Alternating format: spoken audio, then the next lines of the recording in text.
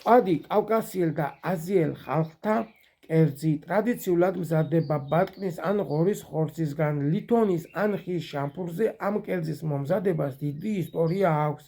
მწვადი ერთ-ერთი ყველაზე ადრეულ თერმულად დამუშავებულ კერძად ითვლება. ადამიანისათვის ნაცარ ნაღვერდალში ხორცის შეწვა შედარებით მარტივ ხერხს წარმოადგენს და აქედან გამომდინარე მწვადს თითქმის ყველა ქვეყანაში თავის ეროვნულ კერძებს შორის ასახელებს, თუმცა ამის მიუხედავად ის კავკასიელი და აზიელი ხალხის ტრადიციული კერძადაა მიჩნეული. მწვადი საქართველოში თუკი სხვაგან ბატკნისა და ხბოს მწვადია უფრო აღიარებული, საქართველოში ყველაზე პოპულარულად ღორის ხორცის მწვადი ითვლება, განსაკუთრებით ქართული ჯიშის ღორის მომზადებული მწვადი. შეწვის მეთოდი სხვადასხვანაირია, იწვება ლითონის ან ხის შამფურზე, თონეში, ტაფაზე, ღუმელში ან მაყალზე. ქართულ გასტრონომიულ კულინარიაში ფენომენს კახური მწვადი წარმოადგენს. მწვადისათვის ხორცი აუცილებლად კახური ჯიშის ღორისა უნდა იყოს.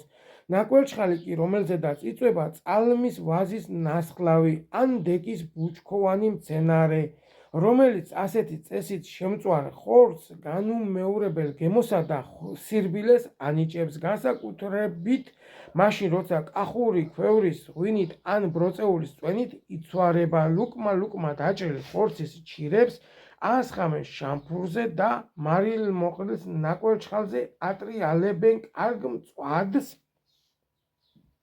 ჭენჭი, საბა, წვეთი, გუდ, მთ, ცვარი, ერწო, აქედან ცვრიანი მწვადის შეწვის დროს მწვადიდან განადენი ქონის წვეთები სუფრაზე შამფურით მიიტანენ და ხელით ჩაცლიან ჯამში. იციან აგრეთვე ნაცარ ნაღვერდალში შეწვა. ხორცის შეწვის ეს მარტივი ხერხი ადამიანთა მოდგმისათვის საერთოა და ალბათ ამიტომაც მწვადს თითქმის ყველა ერისათვის ეროვნულ კერძად მიიჩნევს.